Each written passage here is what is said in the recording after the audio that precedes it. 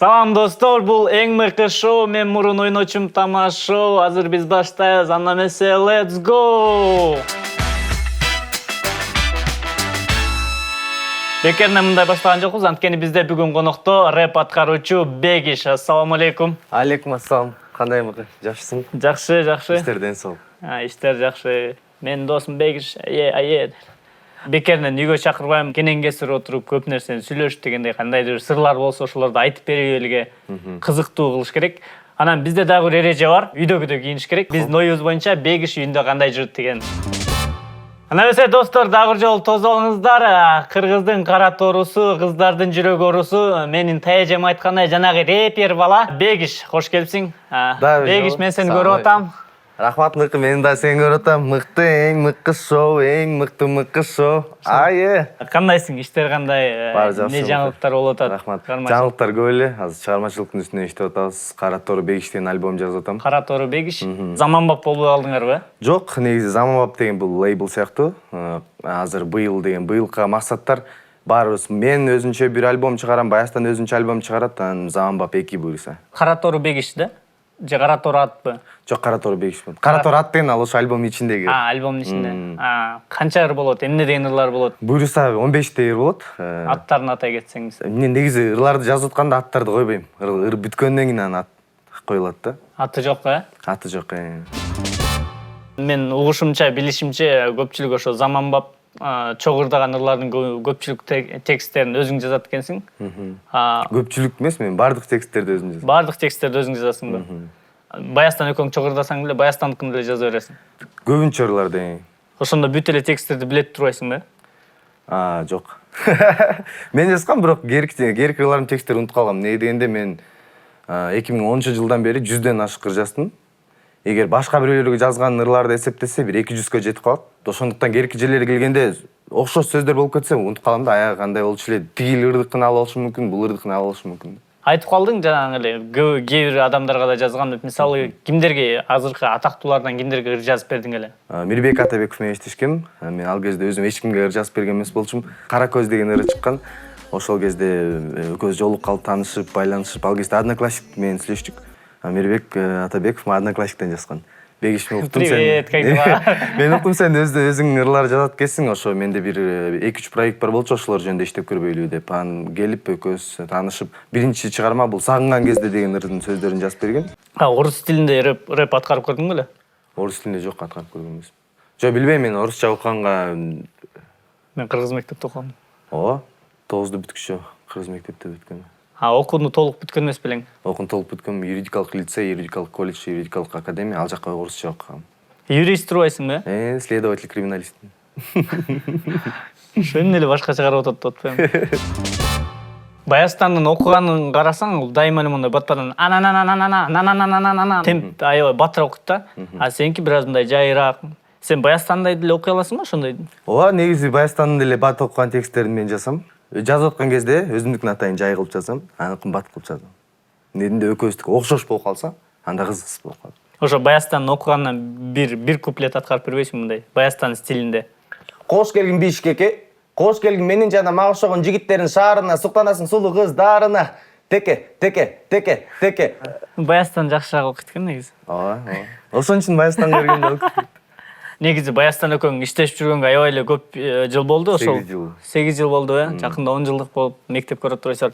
Баястан экөөң биринчи жолу кантип таанышып калдыңар эле, кантип иштешип баштадыңар, ошол жөнүндө бир аз кененирээк айтып берсең. 2009-жыл, где-то 23-ноябрь, Мирлан Саткынбаев, билсең керек, Мирлан Саткынбаевди, оператор, монтажер, клипмейкер. Ал деген звука режиссер болчу, рэперлерди жаздырып иштечү.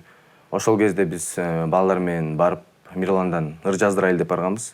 Ошондо ыр жаздырайлы деп барган кезде Баястан жүргөн. Ал кезде Баястандын 2-3 клипи бар болчу. Баястан менен таанышып, шустрый алып болчу. Келип эле, балдар силер да рэп окуйсуңарбы, кандайсыңар деп. Ооба, биз да рэп окуйбуз деп, баары эле таанышып ал кезден. Ошондо биринчи жолу ошондо таанышканбыз. Андан кийин Мирландан бир жаздырып, где-то бир айдын ичинде аралыкта Show Business Cage деген сайт бар болчу. Show Business Cage сайтка кирсем, Мирлан аппаратура сдавать этиптир арендага. Звука студиянын аппаратурасын. Барып Мирландан ошол аппаратураны алып өзү студия ачып иштеп баштаганбыз. Бир айдын ичинде биз өзүбүз, мен анда рэп окуйм деп ойлогон эмесмин, жөн эле мындай. Студияны ачып, аны иштетип, жөн эле элдерге ыр жазып берип, Жок, мен анда өзүм деле ыр жазганын билчү эмесмин да. Анда эмне аппаратура алып? Жөн эле башка бирөөлөрдү келип жаздырып, ошо запись берген үчүн акча алайын деп иштейм, бизнес сыяктуу.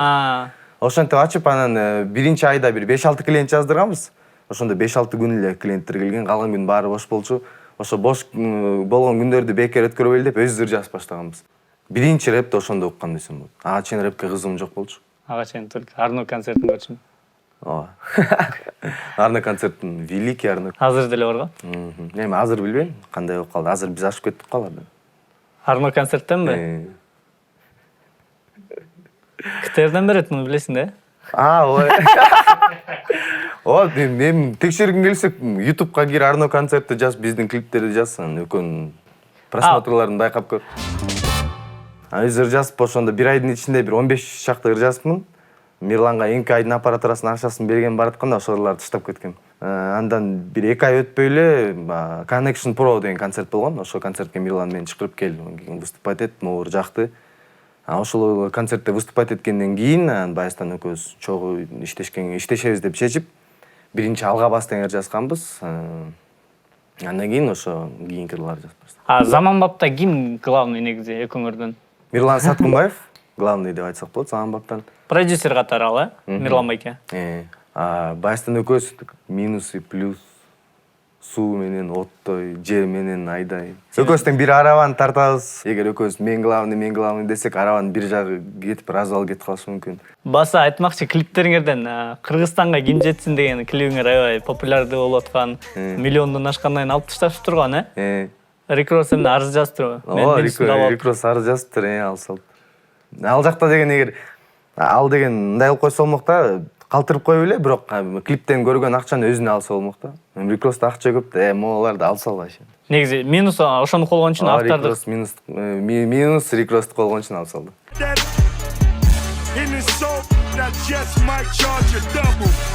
Биз атайын Рикрос албасын деп, Рикрос мен сени көрүп атам деп кичине салам айтып баштасак. Кыргызча түшүнбөйт, англисче эшкек. Рикрос, welcome to Kyrgyzstan. Ассаламу алейкум. Минустарды өзүңөр жазасыңарчы, интернеттен алып эле ошолорду бир аз бурмалап туруп анан кетире бересиңерби? Азыр болсо Rinboy деген битмейкер бар. Биздин Заманбап 2015-жылы чыккан альбом бардык минустарын ошол жасаган. Андан да азыркы убакытка чейин аранжировканын баарын ошол жасайт. Rinboy деген ал Кыргызстандагычы? Ооба, кыргыз эле Азамат деген бала. Негизи Rinboy кыйын битмейкерлердин арасына кирет. Дүйнөлүк арена бар, Shadowwile.com же болбосо ушундай сыяктуу эмелер, баракчалар бар. Ал жака бүт дүйнө жүзү боюнча аранжировка жасаган битмейкерлер өзүнүн биттерин ыргытат да, ошол жакта. Циркелер чыгат го.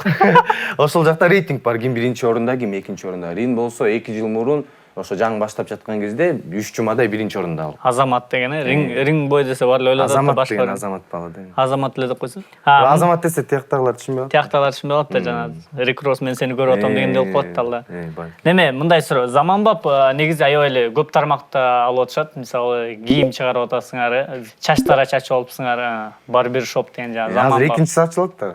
Каякта ачылган атат? Бул Плаза жаңы салынып атат го. Биринчиси жабылып атабы? Жок, анысы андан да кыйыныраак иштейин деп. Заманбап кийим, Заманбап барбершоп пайда болду. Эми дагы эмнени ачасызар мындан ары да? Азыр деген Заманбап деген партия ачабыз деп. Балким, кийин ачып калышыбыз мүмкүн. Сен суроолордун баарын билет турбайсың. Эми рэперлер бизде Кыргызстанда эми анча деле суроо талап жок рэперлергечи. Сен передачаңа популярный эмес эмелерчилер келет окшойт. Кандай дедиң? Кайрат?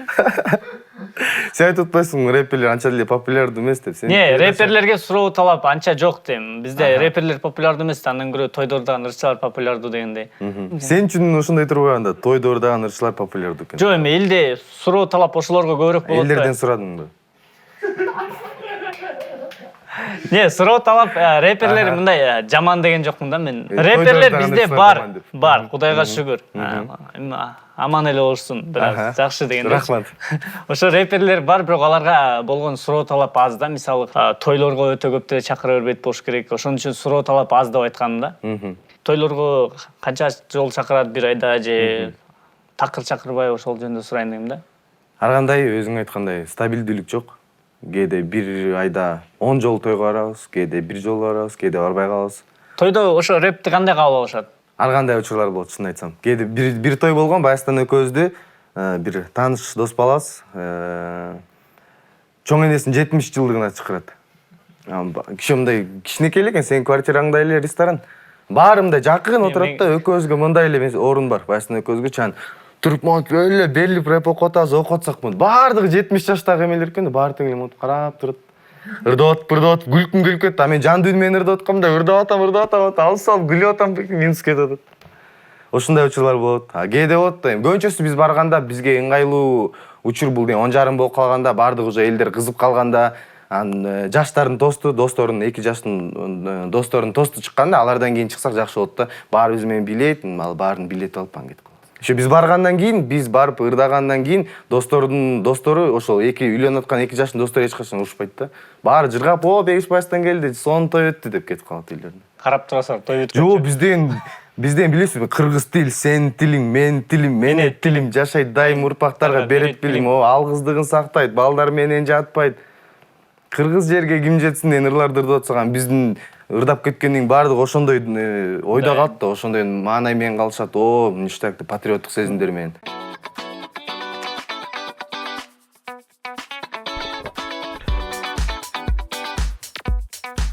Позитив жетишпей жатабы? Сонун жаңылык бар. Let's go! Билектерди таратат. Өзүңдүн билегиңди капкактын алдынан таап ал. Сени 500 велосипед, 1000 скейт жана 2000 шлем күтөт. 5000 топ. Акциянын толук шарты Let's Go Check It KG сайтында. Кандайсыздар, эң мыкышонун сүйүктүү көрөрмандары, Нурмат Садыров менен болгон конкурстун жыйынтыгын айта кетели. Жеңүүчү болуп Айкошка Алибековна деген көрөрманыбыз аталды. Сизди чын жүрөгүбүздөн куттуктайбыз. Жакында сизге белегиңизди беребиз. Жана ошондой эле буга чейинки жеңген бардык жеңүүчүлөр кандайдыр себептер менен биз менен байланыша албай жатсаңыздар, эң мыкы шоунун Instagram аккаунтуна же болбосо менин Instagram аккаунтума директке жазыңыздар. Биз силер менен байланышып, белектериңиздерди берип, бир жыргатып, видеого тартып, элдин баарына көргөзөлү. Азыр бизде оюн болот, рифма деп аталат. Мен кандайдыр бир сөздөрдү айтам, сен ошолорго дароо айткан сайын, дароо эле ошонун рифмасын ойлоп табышың керек. Балмуздак жеп калмуздап. Карагат жесең жарашат. Көпөлөк. Учуп жүрөт көкөлөп. Тармал чач. Жерге тийбей басканын деп койсун. Билбейм, тармал чач. Тармал чач, көчөдө балдар вачач. Таш чайнар. Таш чайнар эгер баш чайнаса, баш чайнар болот. Таш чайнар. Же болбосо аш жесе, оштук болсо аш чайнар.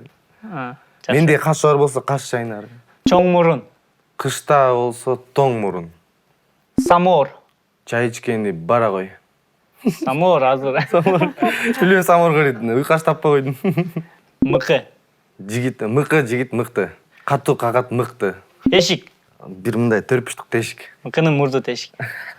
Let's go. Шорро.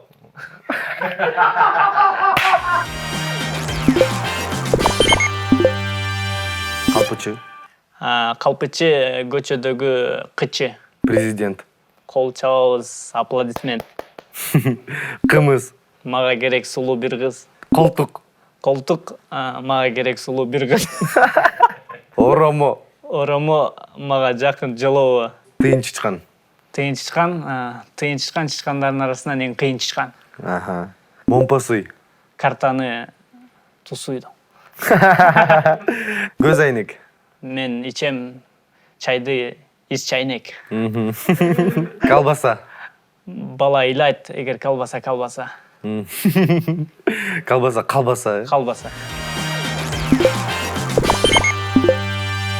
Ыздаганыңар же болбосо ошол силерди чакыргандай башкача болгондой, өзгөчө мындай эсте калган окуялардан болсо. Жаңы жылдык ёлкада Хаят отель мейманканасына барганбыз. Байыстан экөөбүз барсак, 6 кичинекей орустун балдары жүрүптүр да. Аз да кишилер бар го десек, ошо 6 эле экен. Ал 6 биздин ырларды эле билбейт экен. Бирок заказ кылып койгон да, как положено, аппаратура турат, диджей турат. Бардыгы чоң бийиктен келди, бирок ошо 6 киши үчүн эле ырдаш керек экен да. 6 кенеде болочу. Кичинекей бала, 1-чи класста окуй элек 6 тең эле. Чыгып ырдап, сүйлөп эме кылсак, эч кимди эле көңүл бурбайт, ырдап атабыз.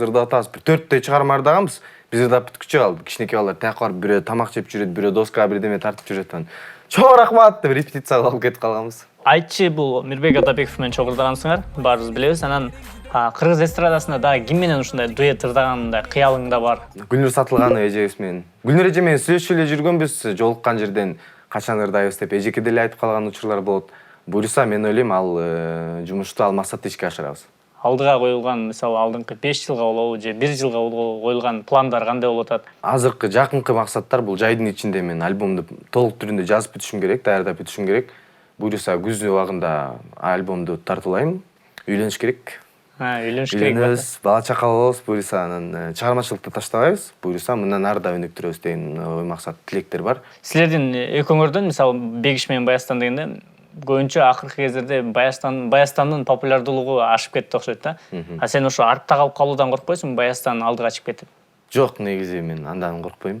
Бардык нерсе эл тараза негизичи. Мен Баястан менен конкуренция жараткым келбейт.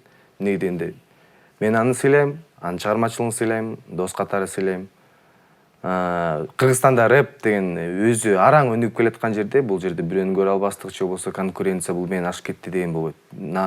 Тескерисинче ошол Баястан жетип аткан жетишкендиктерге мен сүйүнүшүм керек. Баястан менен болгон эң бир кызыктуу окуяны айтып берсең. Баястан экөөбүз деген 2013-жылы Москвага барабыз.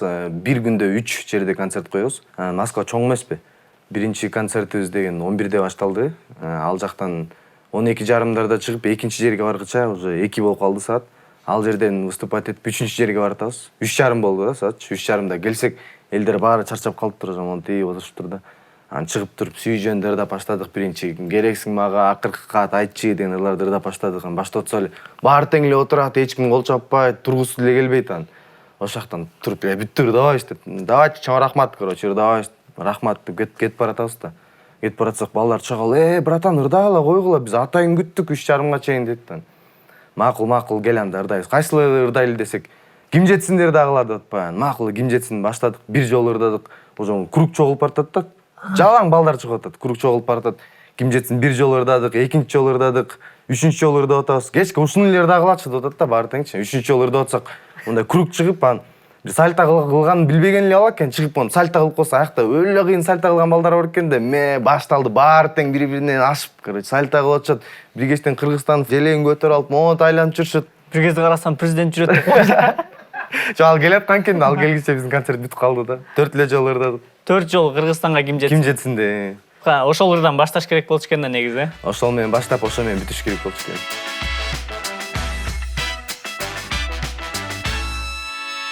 Эң мыкты шоудо Шок Факт, Америкада Тупак. Бүгүн сен келип калыпсың, ошон үчүн экөөбүз рэп факт ойнойбуз. Рэп факт бул эмне? Мен сага рэперлер жөнүндө кандайдыр бир фактыларды айтам. Сен ошол чын же калп экенин табышың керек. Эгер туура эмес таап калсаң, пульт менде. Түшүндүм. Жакшы түшүндүң да? Же кайра түшүндүрөйүн? Жок.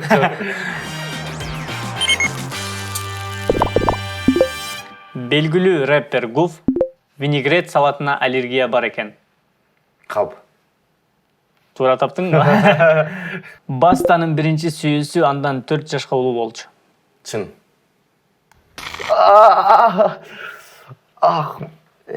50 Cent 12 киного жана сериалга актер болуп тартылган. Чын. 50 Cent 51 фильм жана сериалга тартылган. Баястан менен украиналык рэпер Ярмак 1 жашта тең туш. Чын. Тең туш эмес экен. Кендрик Ламар эң биринчи ырын 8 жашында жазган. Калп. Калп чын эле бул. Нитти Скоут бул кыз рэпер. Чын. Чын? Ушу менен суроолор бүттү. Аягында чын болсо деле уруп салдыңбы? Эми оюндун аякташы менен бир да. Ырымдап. Жак Халип 1994-жылы төрөлгөн. Бул Калп анткени Жак Халип 1993-жылы төрөлгөн. Кристина сенин ата-энеси цирктин ээлери. Калп. Эминем 19 жашына чейин оозуна пломба тагынып жүргөн. Калп. Ооба, Калп. Каста деген группа 1999-жылы чогулган. Ооба.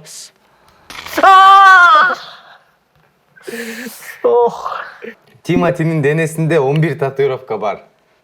Бул Калп. Калпаныкы андан да көп да мен көргөмдө мында бетинде эле 29 болор да. Бул оюн бүтүш үчүн сага. Рахмат.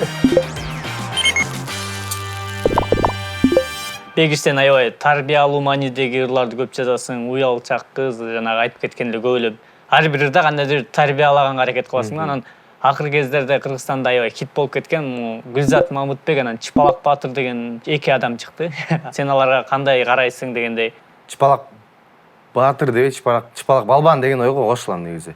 Баатыр болуш үчүн бул эми кыргыз эли үчүн же болбосо өзүңүн элиң үчүн бир чоң баатырлык кылышың керек деп баатырчылык кошондо баатыр болосуң деп ойлойм. Экөө тең хайптагы кишилер. Мен андай нерсеге негизи өзүм каршымын. Мен деле мисалы үчүн Инстаграмга кирип туруп эртең бирөөнү сөгүп салсам, бирөөгө каршы бирдеме айтып салсам, ушундай болуп көрө элек нерселерди баштасам, мен деле хит болуп кетем да. Толтура просмотрлар болот, бирок мен андай нерсеге каршымын. Нединде мыкты нерсени даңаз алып, ошо мыкты нерсени аягына чейин чыгарсаң, ал деген жөн эле хайп кылганга караганда өдөраак турат. Гүлзат Мамытбектин көп деле интервьюларын көргөн эмесмин, бирок акыркы учурда бир интервьюсун көрдүм. Кыргыздар модадан биринчи болот, чыгармачылыктан биринчи болот, тигинден биринчи болот дейт. Кыргызстан будет говорить, последнее слово в технологии будет за кыргызами. Кыргыз можно рукой. Последнее слово в медицине будет за кыргызами. Последнее слово в искусстве будет за кыргызами. Последнее слово в моде будет за кыргызами. Кудай буйруса болсун, мен ал сөздөрүнө кошулам, бирок ал деген мындай кичине туура эмес сөздөр да, эмнединде ал калп. Аша чаап кетип атат. Аша чаап кетип атат. Бак Кыргызстан өнүксүн. Мен ага кошулам. Кыргызстан өнүксүн. Баарыбыз эле кошулабыз деп ойлойбуз. Бирок башка өлкөлөр тура бербейт, андай болуп аткан учурда. Алар деле өнүгөт. Бир туруп кыргызым деп коет, бир туруп казагым деп коет, бир туруп Россия матушка деп коет.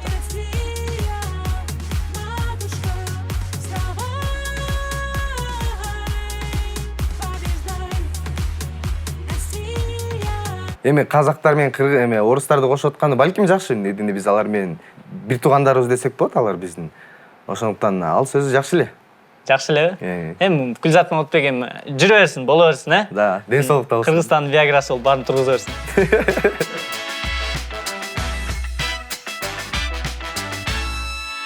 Көпчүлүк кинолорго, көпчүлүк телеберүүлөргө саундтрек жазасың дегендей, өзүңдүн оюңда барбы мындай алдыда максаттар, кайсы бир кинодо роль аткаруу? Ооба, былтыр эгер санап көрсөм, былтыр бир жылдын ичинде 10 саундтрек жасаптым да. Кинолорго тартылыш боюнча, билбейм, азырынча даяр эмесмин деп ойлойм. Өзүм деле анча актер эмесмин ошо. Эгер тартылып калсаң, кимдин образын аткармаксың? Кандай образ болмок? Мисалы, элестетип көрөлү да. Уялчак баланын образын аткармакмын. Уялчак бала, Аватарда кино тарттым мен, ошол канча тартылат. Аватар эмес, гөлдүктөрдүн версиясы Авалар деген. Ош тартылат, акалар деген. Башталат, азыр бөлүнүп баштайт, комментарийлерде жаза башташат, бегиш оштуктарды акалар деди деп. Ата отун ырытып атпайсыңбы? Канистра менен бензин куюп салыш керек сразу эле. Оюнубуздун аталышы заманбап сөздүк деп аталат. Анда эмесе биринчи мен сага кандай сөздөрдү айтайын, сен ошого кандай движение, кыймылдарды көргөзөсүң. Кеттик, Какач. Онда отко. Курут деген сөзгө. Курут. Мисалы кичинекей да? Курут. Курут. Баткак. Онда баткак. Монт көргөзүп отурабыз. Ондой Ал кир бол онда. Баткак талды да. Баткак кирмес. Онтку. Баткак. Ой. Баткак. Дара талсалгын. Жайлоо деген сөз. Жайлоо.